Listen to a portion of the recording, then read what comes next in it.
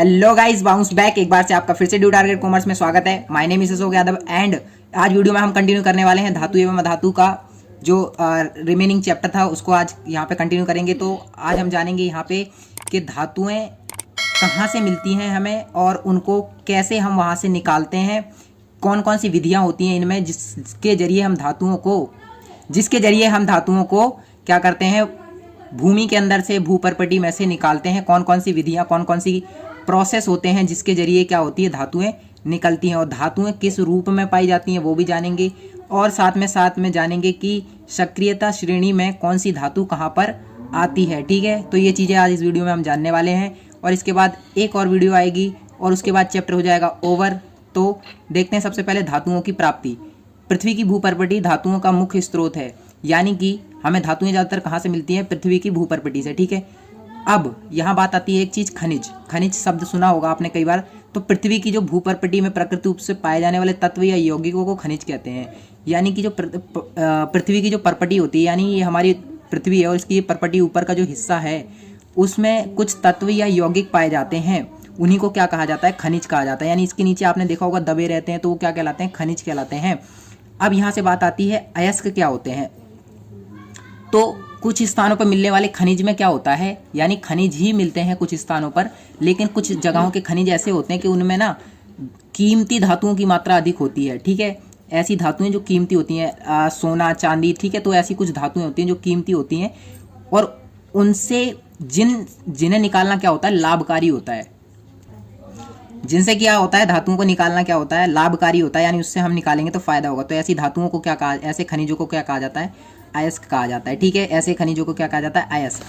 अब हम धातुएं निकालते कैसे हैं, नेक्स्ट टॉपिक आता है धातुओं का निष्कर्षण। निष्कर्षण यानी कि हम उनको कैसे अलग करते हैं। एक्चुअल में हमें डायरेक्ट धातु नहीं मिल जाती, यानी सोना चांदी हमें डायरेक्ट नहीं मिल जाता, चांदी हमें डायरेक्ट प्राप्त नहीं हो जाती कि हम गए खोदा और चांदी निकल आई। चांदी इस तरीके से नहीं मिलती, सोना इस तरीके से नहीं मिलता, हीरे मोती कुछ भी इस तरीके से नहीं मिलता, यानी डायरेक्ट खोदते ही नहीं मिल जाते हैं। लोहा तांबा ये सारी डायरेक्ट नहीं मिलती धातु, तो इनका क्या किया जाता है, निष्कर्षण किया जाता है। कौन कौन से प्रोसेस शामिल होते हैं निष्कर्षण में। अब तो मैंने आपको पहले सक्रियता श्रेणी के बारे में आपको पिछले वीडियो में बताया था, अगर नहीं देखा तो आई बटन पे आ रहा है, नहीं तो डिस्क्रिप्शन में भी है, वहाँ जाके देख लो। ठीक है, तो सक्रियता श्रेणी क्या होती है, उससे रिलेटेड कुछ इंपॉर्टेंट पॉइंट जानते हैं। ये देखो इस तरीके से बनी रहती है सक्रियता श्रेणी। इसमें जो ज़्यादा क्रियाशील धातुएं होती हैं, यानी जो जल्दी से क्रिया कर लेती हैं, वो क्या कहलाती हैं, सक्रियता श्रेणी में सबसे ऊपर आती हैं।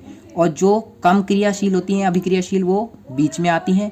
और जो बिल्कुल क्रिया नहीं करती जैसे सोना चांदी प्लेटिनम, वो कहाँ आती हैं, वो आती हैं यहाँ पर सबसे नीचे, जैसे कि चांदी सोना। ठीक है, तो अब इनको हम निकालते कैसे हैं, जैसे potassium sodium calcium magnesium aluminium, इनको किस विधि से निकालते हैं। जैसे तो सक्रियता श्रेणी का सबसे पहला पॉइंट आता है, सबसे नीचे आने वाली धातुएं कम अभिक्रियाशील होती हैं। जैसे सक्रियता श्रेणी में जो चीज़ें सबसे नीचे आती हैं वो क्या होती हैं, कम अभिक्रियाशील होती हैं और वो क्या करती हैं, क्रिया कम करती हैं, इसलिए वो सबसे नीचे आती हैं। जैसे कि चांदी है, सोना है, प्लेटिनम है, उसके एग्जाम्पल हैं। एंड सक्रियता श्रेणी में सक्रियता श्रेणी में सबसे ऊपर की जो धातुएं होती हैं, जैसे पोटेशियम सोडियम कैल्शियम, ये दिख रही हैं, ये मैग्नीशियम एल्यूमिनियम इतनी ज़्यादा अभिक्रियाशील होती हैं कि कभी स्वतंत्र नहीं होती, यानी कभी भी सिंगल यानी अकेले नहीं पाई जाएंगी, किसी न किसी चीज़ से मिलकर यौगिक के रूप में ही नजर आएंगी आपको। ठीक है, सक्रियता श्रेणी में जो चीज़ें बीच में पाई जाती हैं वो जैसे जिंक आयरन और सीसा, वो क्या होता है, भूपर्पटी में ऑक्साइड के रूप में पाई जाती हैं। यानी ये चीज़ें किसके रूप में पाई जाती हैं, सल्फाइड और कार्बोनेट। सल्फाइड यानी SO4, कार्बोनेट यानी CO3 के रूप में पाई जाती हैं। तो अब इनको हम अलग कैसे करते हैं, कौन कौन सी विधि होती है निष्कर्षण के लिए। यानी ये क्या अयस्कों के रूप में पाई जाएंगी धातुएं, अयस्कों के रूप में, और फिर उनका निष्कर्षण किया जाएगा।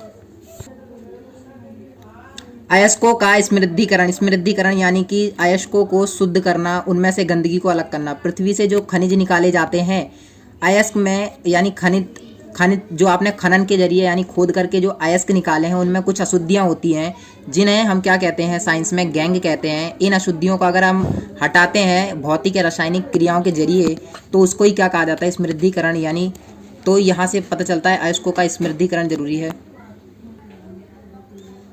तो सक्रियता श्रेणी में नीचे आने वाली धातुओं का निष्कर्षण, यानी शुद्ध धातु प्राप्त करना, निष्कर्षण का मतलब होता है शुद्ध धातु प्राप्त करना। तो सक्रियता श्रेणी में नीचे आने वाली धातुओं को कैसे हम शुद्ध करते हैं और कैसे प्राप्त करते हैं। सबसे नीचे आने वाली यानी सोना चांदी, इन्हें हम कैसे प्राप्त करते हैं, नीचे आने वाली धातुएं।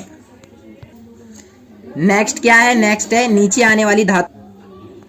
नीचे आने वाली धातुएं अनभिक्रिय होती हैं, यानी वो क्रियाशील नहीं होती, किसी से भी चीज़ से क्रिया नहीं करती। इस वजह से क्या होता है, हम उनको गर्म करके ही क्या करते हैं, उनके यानी कि ऑक्साइड में बदल के उसको धातु प्राप्त कर लेते हैं। जैसे कि सिनेबार, सिनेबार किसका अयस्क है, सिनेबार अयस्क है पारे का, ठीक है। यानी पारा जो थर्मामीटर में भरा रहता है उसका अयस्क किस रूप में होता है, तो सिनेबार पारे का एक अयस्क है। तो इसको हम क्या करते हैं, या ऑक्सीजन की उपस्थिति में जब गरम करते हैं तो क्या होता है, ये पारा ऑक्साइड बन जाता है और सल्फर ऑक्साइड जो गैस है वो अलग हो जाती है। यानी पारा अब ऑक्साइड में बदल गया तो हम पारे को ऑक्साइड से अलग कर लेंगे दोबारा से और गर्म करके। तो ये पारा ऑक्साइड निकला था, वहां से पारा ऑक्साइड को गर्म किया तो सिंपल पारा यानी लिक्विड की फॉर्म में आ गया और ये ऑक्सीजन गैस अलग हो गई इससे। तो अब आप कॉपर सल्फेट का निष्कर्षित करके कमेंट सेक्शन में बताना है। सक्रियता श्रेणी के माध्यम में आने वाली धातुओं का निष्कर्षण कैसे होता है। अब जो सक्रियता श्रेणी थी उसके बीच में जो धातुएं आ रही थी, अभी तो ऊपर, अभी सबसे नीचे वाली का किया है, अब ऊपर वाली कौन सी है।